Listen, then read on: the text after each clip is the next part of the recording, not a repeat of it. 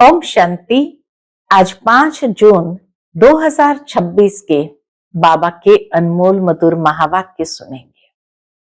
आज की मुरली से पहले गीत बजा है, ओ दूर के मुसाफिर हमको भी साथ ले चलो।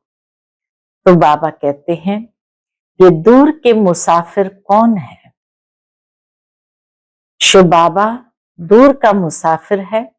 वो आते हैं साथ ले चलने के लिए, लेकिन उनका अपना शरीर नहीं है, इसीलिए वो आकर के शरीर में प्रवेश कर ज्ञान देते हैं, अपना परिचय देते हैं, फिर साथ ले चलते हैं।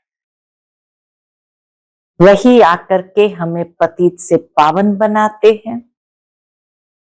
और बाबा कहते हैं, दुनिया में कोई भी मनुष्य आत्माएं किसको गति सदगति नहीं दे सकते हैं। तुम बच्चे ही इस समय बाप के मददगार बने हो, पुरानी दुनिया को परिवर्तन कर नई दुनिया बनाने। बाप का स्थापन किया हुआ ये यज्ञ है। परमात्मा इतना सर्वशक्तिमान होने के बावजूद भी इस यज्ञ में विघ्न पड़ते हैं। क्यों? क्योंकि बाबा कहते हैं, जितना बाप समर्थ है, सर्वशक्तिमान है, तो रावण भी समर्थ है, सर्वशक्तिमान है। उसका राज्य छीना जा रहा है आधा कल्प के लिए, तो विघ्न तो डालेंगे ही। तो विघ्न पड़ते जाते हैं और कभी कभी बच्चों को सहन भी करना होता है। तो इसीलिए बाबा कहते हैं, अब साथ चलने की तैयारी तुम बच्चों को करनी है। सुनते हैं आज के बाबा के अनमोल मधुर महावाक्य। ओम शांति। मीठे बच्चे बाप के साथ साथ तभी चल सकेंगे जब इस पुरानी दुनिया से बेहद का वैराग्य होगा। आज की मुरली से प्रश्न है, भगवान समर्थ होते भी उसके रचे हुए यज्ञ में विघ्न क्यों पड़ते हैं? उत्तर है, क्योंकि रावण भगवान से भी तीखा है। जरूर जब उसका राज्य छीना जाएगा तो वह विघ्न डालेगा ही। शुरू से लेकर ड्रामा अनुसार इस यज्ञ में विघ्न पड़ते ही आए हैं और पड़ने ही है। तुम पतित दुनिया से पावन दुनिया में ट्रांसफर हो रहे हैं, तो जरूर पतित मनुष्य विघ्न डालेंगे। आज की मुरली से पहले गीत बजा है, ओ दूर के मुसाफिर हमको भी साथ ले चलो। ओम शांति। मीठे मीठे रूहानी बच्चों ने गीत की लाइन सुनी। जैसे वेद शास्त्र आदि भक्ति मार्ग का रास्ता बताते हैं, वैसे गीत भी थोड़ा रास्ता बताते हैं। वह तो कुछ समझते नहीं, गीत बजता है लेकिन उस गीत का अर्थ भी नहीं समझते। शास्त्रों की कथाएं आदि सुनना वह जैसे हैं कन रस। अब बच्चे जानते हैं, दूर देश का मुसाफिर किसको कहा जाता है। आत्मा जानती है, हम भी दूर के मुसाफिर हैं। हमारा घर शांति धाम है। मनुष्य इन बातों को नहीं समझे तो गोया कुछ नहीं समझे। बाप को न जानने से सृष्टि चक्र को कोई नहीं जानते है। ये आत्मा समझती है कि शिव बाबा कहते हैं, मैं टेम्पररी जीवात्मा बनता हूं। टेम्पररी शरीर में आते हैं तो टेम्पररी जीव आत्मा बनता हूं। तुम स्थायी जीव आत्माएं हो। मैं सिर्फ संगम पर ही टेम्पररी जीव आत्मा हूं, सो भी तुम्हारे मुआफिक नहीं बनता हूं। जन्म मरण के चक्र में नहीं आता हूं। मैं इस जीव में प्रवेश करता हूं अपना परिचय देने, नहीं तो तुमको परिचय कैसे मिले? बाप ने समझाया है, रूहानी बाप एक ही है जिसको शिव बाबा अथवा भगवान कहते हैं, दूसरा कोई नहीं जानते। इसमें पवित्रता का भी बंधन है। न जानने का मुख्य कारण है पवित्रता का बंधन है, पवित्र बनना पड़ता है। बड़े से बड़ा बंधन है अपने को आत्मा समझना। देह होते हुए भी देह को भूल अपने को आत्मा समझना, ये भी मनुष्य को बंधन लगता है। एक तो पवित्रता का बंधन, दूसरा देह न समझकर आत्मा समझना, ये भी बंधन लगता है। जिस दूर के मुसाफिर पतित पावन को भक्ति मार्ग में याद करते हैं, वह रूहानी बाप समझाते हैं, मैं सबको ले चलूंगा, किसको भी छोड़ नहीं जाऊंगा, वापस तो सबको जाना है। प्रलय भी नहीं होनी है, भारत खंड तो रहता ही है। प्रलय हो जाए तो भारत खंड ही समाप्त हो जाए। भारत खंड का कभी विनाश नहीं होता है। सतयुग आदि में सिर्फ भारत खंड ही रहता है। कल्प के संगम पर जब बाप आते हैं तो आदि सनातन देवी देवता धर्म स्थापन करना होता है। बाकी सब धर्म विनाश होने हैं। तुम भी आदि सनातन देवी देवता धर्म स्थापन करने में मदद कर रहे हो। हम भी बाबा के मददगार बने। तो गीत सुना, कहते हैं बाबा हमको भी साथ ले चलो, तो दूर के मुसाफिर हमको भी साथ ले चलो। बाप कहते हैं ऐसे साथ में कोई चल न सके जब तक पुरानी दुनिया से वैराग्य न आए। नया मकान बनता है तो पुराने से दिल टूट जाती है। तुम भी जानते हो ये पुरानी दुनिया खत्म होनी है, अब नई दुनिया में चलना है। जब तक सतो प्रधान नहीं बनेंगे तब तक सतो प्रधान देवी देवता बन नहीं सकेंगे। इसलिए बाबा बार बार समझाते हैं, अपने को आत्मा समझ बाप को याद करते रहो। सदगति करने वाला दूर का मुसाफिर एक ही गाया हुआ है, उनको दुनिया नहीं जानती। सर्वव्यापी कह दिया है। अभी तुम बच्चे नंबरवार पुरुषार्थ अनुसार जानते हो कि हम शिव बाबा की संतान है। आते भी है तो समझते हैं हम बाप दादा के पास जाते हैं। मधुबन आते हैं तो समझते हम बाप दादा के पास जाते हैं। तो ये फैमिली हो गई, यह है ईश्वरीय फैमिली। किसको बहुत बच्चे होते हैं तो बड़ी पलटन हो जाती है। शिव बाबा के बच्चे जो इतने बीके भाई बहने हैं, यह भी बड़ी पलटन हो जाती है।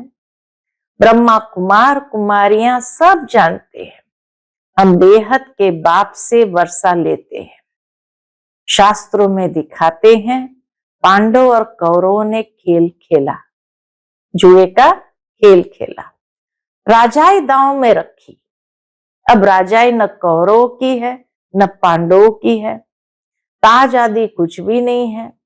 दिखाते हैं उनको शहर निकाला मिला, पांडवों को हथियार आदि छिपाकर जाए रखा। ये सब है दंत कथाएं। न पांडव राज्य है न कौरव राज्य है, न उन्हों की आपस में लड़ाई चली है। लड़ाई राजाओं की लगती है, यह तो भाई भाई है। लड़ाई हुई है कौरव और यौवन की। बाकी भाई एक दो को कैसे खत्म करेंगे। दिखाते हैं पांडव कौरव लड़े, बाकी 5 पांडव बचे और एक कुत्ता रहा, वह भी सब पहाड़ पर गल मरे। खेल ही खलास। पहाड़ पर जाके गल मरे तो खेल ही खलास। राजयोग का अर्थ ही नहीं निकला। अभी तुम बच्चे जानते हो, बाप कल्प कल्प आकर एक धर्म की स्थापना करते हैं। बुलाते भी है, हे पतित पावन बाबा आओ, आकर पतित से पावन बनाओ। सतयुग में सूर्यवंशी राजधानी ही होती है, ब्रह्मा द्वारा विष्णुपुरी की स्थापना हो रही है। अब बाप आए हैं तो उनके डायरेक्शन पर चलना है। बाप का डायरेक्शन क्या है? कमल पुष्प समान पवित्र रहना है। कन्याओं को तो नहीं कहेंगे कि गृहस्थ व्यवहार में रहते कमल फूल समान रहो, वह तो है ही पवित्र। ये गृहस्थियों के लिए कहा जाता है। कुमार और कुमारियों को तो शादी करनी नहीं चाहिए, नहीं तो वह भी गृहस्थी हो पड़ेंगे। कुछ गंधर्व विवाह का नाम भी है। कन्या पर मार पड़ती है तो लाचारी हालत में गंधर्व विवाह कराया जाता है। वास्तव में मार भी सहन करनी चाहिए, परंतु अधर कुमारी नहीं बनना चाहिए। बाल ब्रह्मचारी का नाम बहुत होता है। शादी की तो हाफ पार्टनर हो गए। कुमारों को कहा जाता तुम तो पवित्र रहो। गृहस्थ व्यवहार वालों को कहा जाता है गृहस्थ व्यवहार में रहते कमल फूल समान बनो। उन्हों को ही मेहनत होती है। शादी न करने से बंधन नहीं रहेगा। कन्या को तो पढ़ना है और ज्ञान में बहुत मजबूत बनना है। पढ़ना भी है और ज्ञान में बहुत मजबूत रहना है। छोटी कुमारियां जो सगीर है उनको तो हम ले नहीं सकते। ये भी बाबा डिसिप्लिन सिखाते, सगीर कुमारियों को हम ले नहीं सकते। वह अपने घर में रहकर पढ़ सकती है। माता पिता ज्ञान में आए तो सगीर को ले सकते हैं, आती जाती रहे सेंटर पर। ये तो स्कूल का स्कूल है, घर का घर है और सत्संग का सत्संग है। सत माना एक बाप, जिसके लिए ही कहते हैं ओ दूर के मुसाफिर। आत्मा गोरी बनती है। बाप कहते मैं मुसाफिर सदा गोरा रहता। बाबा जो मुसाफिर है सदा गोरा रहता है। प्योरिटी में रहने वाला हूं। मैं आकर सभी आत्माओं को पवित्र गोरा बनाता हूं। और तो कोई ऐसे मुसाफिर है नहीं जो सबको हसीन बना दे। बाप समझाते हैं मैं आया हूं रावण राज्य में, ये शरीर भी पराया है। तुम्हारी आत्मा कहेगी ये हमारा शरीर है। बाबा कहेंगे ये हमारा शरीर नहीं है, ये इनका शरीर है, ब्रह्मा बाबा का शरीर है। यह पतित शरीर हमारा नहीं है। आते ही है इनके बहुत जन्म के अंत के जन्म में जो नंबर 1 पावन था, वही नंबर लास्ट अर्थात अंत में विकारी बनते हैं। पहला नंबर 16 कला संपूर्ण था, अब कोई कला ही नहीं रही है। जब वही आत्मा पहले नंबर में थी तो 16 कला संपूर्ण थी और अब कोई कला नहीं रही है।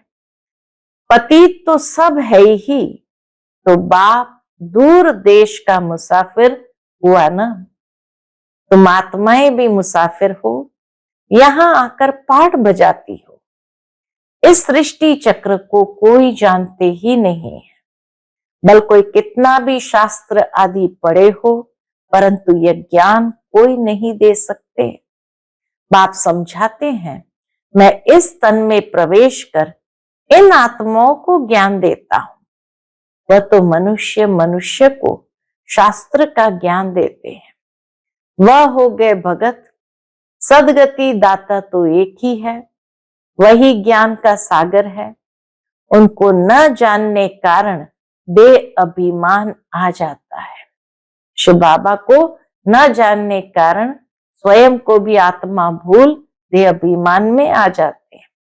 वह कोई यह तो समझाते नहीं कि अपने को आत्मनिश्चय करो।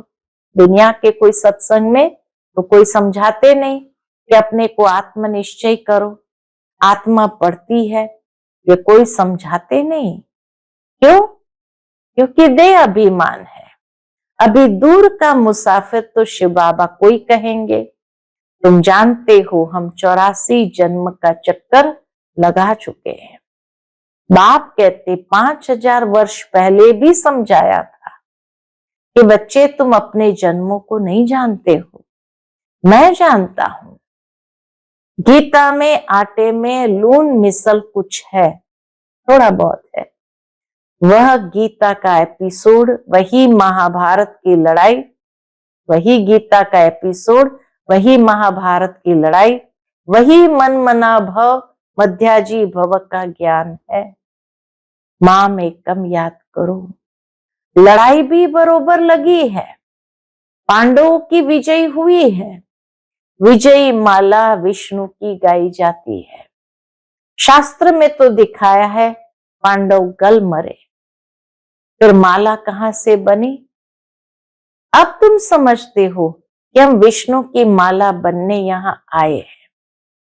ऊपर में है पतित पावन बाप, माला में ऊपर में है पतित पावन बाप, उनका यादगार चाहिए ना। भक्ति मार्ग में यादगार गाया जाता है। कोई 8 की माला, कोई 108 की माला, कोई 16,108 की बनाई है। गाते हैं चढ़ती कला तेरे भाने सर्व का भला। अभी तुम जानते हो हमारी चढ़ती कला है, हम अभी धीरे धीरे चढ़ती कला में हैं। हम चले जाएंगे अपने सुखधाम में, फिर वहां से नीचे कैसे उतरते हैं, 84 जन्म कैसे लेते हैं, ये सारा ज्ञान तुम्हारी बुद्धि में है। ये ज्ञान भूलना नहीं चाहिए। हमारे सब दुख दूर करने, श्राप मिटाए सुख का वर्षा देने बाप आए हैं। हमारे सब दुख दूर करने, श्राप को मिटाए सुख का वर्षा देने बाप आए हैं। रावण के श्राप से सबको दुख होता है, तो अब बाप को और वर्षे को याद करना है। तुम जानते हो, क्या जानते हैं? हम सूर्यवंशियों ने भारत में राज्य किया है। भारत में ही शिव बाबा आते हैं, भारत ही स्वर्ग था।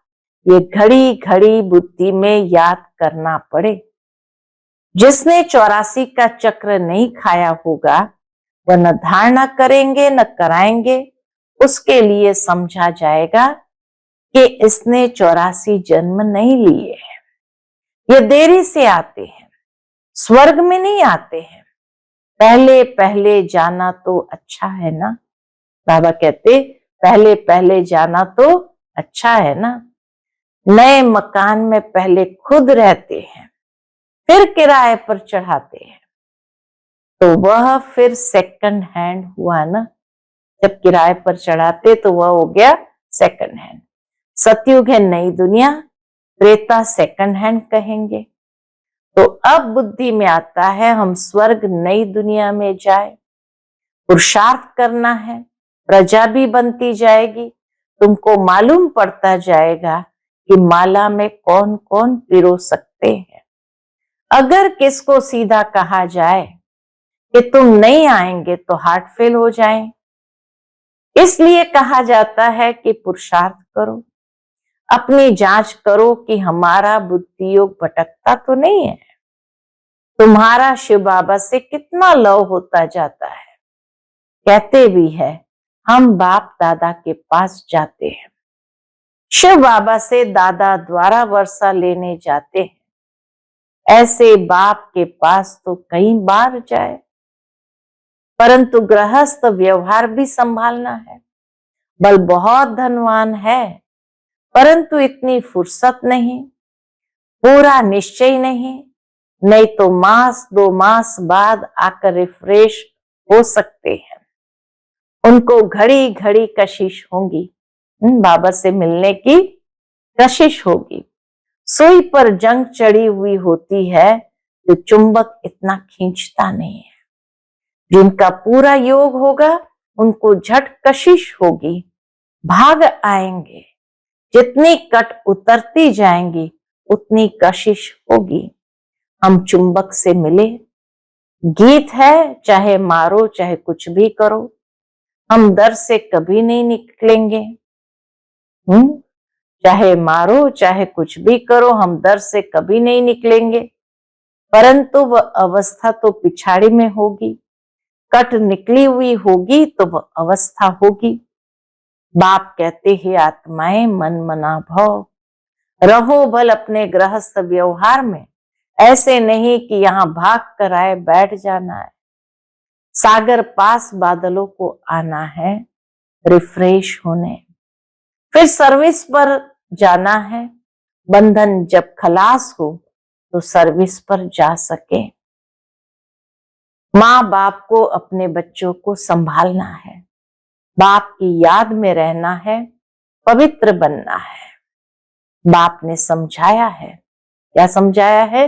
अनेक प्रकार के विघ्न ज्ञान यज्ञ में पड़ते हैं। कहते ईश्वर तो समर्थ है, फिर विघ्न क्यों?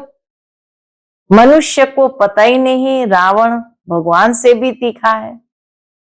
ऐसे तो तीखा हो नहीं सकता है, लेकिन बाबा की निर्माणता, बाबा कहते भगवान से भी तीखा है। उनकी राजाई छीनी जाती है तो अनेक प्रकार के विघ्न पड़ते रहते हैं। ड्रामा प्लान अनुसार फिर भी विघ्न पड़ेंगे। शुरुआत से लेकर पतितों के विघ्न पड़ते हैं। शास्त्र में भी लिख दिया है, श्री कृष्ण को 16,108 पटरानियां थी। सर्प ने डसा, राम की सीता चुराई गई। अब रावण स्वर्ग में कहां से आए? झूठ तो बहुत है। कहते हैं विकार बिगर बच्चे कैसे होंगे, उनको पता ही नहीं है। जो वर्षा लेने वाले होंगे वही आकर समझेंगे। तो इस ज्ञान यज्ञ में असुरों के विघ्न पड़ते हैं। पतित को असुर कहा जाता है ही रावण संप्रदाय। अभी तुम संगम पर हो, रावण राज्य से किनारा कर लिया है, फिर भी कुछ लेस आती है। यह बुद्धि में ज्ञान है, ये बुद्धि में ज्ञान है कि हम जा रहे हैं। बैठे तो यहां ही है, बुद्धि में ज्ञान है, बैठे यहां हो, परंतु उनसे जैसे तुमको वैराग्य है। ये चीची दुनिया कब्रिस्तान बननी है। भिन्न भिन्न पॉइंट से समझाया जाता है, वास्तव में तो एक ही पॉइंट है, मन मना भव। कितनों की चिट्ठियां आती है, बाबा हम बांधेली है, एक द्रौपदी तो नहीं है, हजारों हो जाएगी। अभी तुम पतित दुनिया से पावन दुनिया में ट्रांसफर हो रहे हो। जो कल्प पहले फूल बने होंगे वही निकलेंगे। गार्डन ऑफ अल्लाह की यहां स्थापना होगी। कोई कोई तो ऐसे अच्छे अच्छे फूल होते हैं जो देखने से ही आराम आ जाता है। बाबा को भी आराम आ जाता है। नाम ये किंग ऑफ फ्लावर्स। 5 रोज से रखा हो तो भी खिला रहेगा, मुरझा नहीं जाता है, खुशबू फैलती रहेगी। यहां भी जो बाप को याद करते और याद दिलाते हैं, उनकी खुशबू फैलती है, सदैव खुश रहते हैं। ऐसे मीठे मीठे बच्चों को देख बाप हर्षित होते हैं। उन्हों के आगे बाबा की ज्ञान डांस अच्छी होती है। जो खिले हुए खुशबूदार फूल है, उनके आगे बाबा की ज्ञान डांस बहुत अच्छी होती है। अच्छा, मीठे मीठे सिकिलधे बच्चों प्रति माता पिता बाप दादा का याद प्यार और गुड मॉर्निंग। रूहानी बाप की रूहानी बच्चों को नमस्ते। हम सब रूहानी बच्चों की रूहानी माता पिता बाप दादा को याद प्यार, गुड मॉर्निंग और नमस्ते नमस्ते। शुक्रिया बाबा, शुक्रिया। आज की मुरली से धारणा के लिए मुख्य सार, पहली पॉइंट, ज्ञान और योग में मजबूत बनना है। अगर कोई बंधन नहीं है तो बंधनों में जानबूझकर फंसना नहीं है, बाल ब्रह्मचारी होकर रहना है। दूसरी पॉइंट, अभी हमारी चढ़ती कला है। बाबा हमारे सब दुख दूर करने, श्राप मिटाए, वर्षा देने आए हैं। बाप और वर्षे को याद कर अपार खुशी में रहना है। जांच करनी है कि हमारा बुद्धि योग कहाँ भटकता तो नहीं है। आज का बाप दादा का मधुर वरदान हम बच्चों के प्रति है, समाने और सामना करने की शक्ति द्वारा, समाना और सामना करने की शक्ति द्वारा सेवा में सफलता प्राप्त करने वाले रूहानी सेवाधारी भव। समाने और सामना करने की शक्ति द्वारा सेवा में सफलता प्राप्त करने वाले रूहानी सेवाधारी भव। रूहानी सेवाधारियों को सेवा के सिवाय कुछ भी सूझता नहीं। वे मनसा वाचा कर्मणा सर्विस से एक सेकंड भी रेस्ट नहीं लेते, इसलिए बेस्ट बन जाते हैं। वे सेवाओं में सफलता प्राप्त करने के लिए सदा यही याद रखते कि समाना और सामना करना, यही हमारा निशाना है। वे अपने पुराने संस्कारों को समाते हैं और सामना माया से करते हैं, न कि दैवी परिवार से। ऐसे बच्चे जो नॉलेजफुल के साथ साथ पावरफुल भी है, उन्हें ही कहा जाता है रूहानी सेवाधारी। सामना किसी व्यक्ति का नहीं, माया का सामना करना है। आज का स्लोगन है, छोटी बात को बड़ा नहीं करो, वातावरण को शक्तिशाली बनाओ। छोटी बात को बड़ा नहीं करो, वातावरण को शक्तिशाली बनाओ। आज का व्यक्त इशारा है, सदा हर्षित रहने के लिए अपनी नेचर को सरल बनाओ, सहनशील बनो। उसके अंतर्गत बाबा कहते, दुनिया में लोग जिंदा होते भी नाउम्मीद की चिता पर बैठे हुए हैं। ऐसी आत्माओं को मरजीवा बनाओ, नए जीवन का दान दो। अपने खुश नसीब हर्षित मुख चेहरे द्वारा उन्हें मानव जीवन में जीना सिखाओ। आपको देखकर उनमें हिम्मत, उमंग, उत्साह आ जाए, इसके लिए अपनी नेचर को सरल बनाओ और सदा कमल समान स्थिति के आसन पर डबल लाइट स्थिति में स्थित रहो। अच्छा, ओम शांति।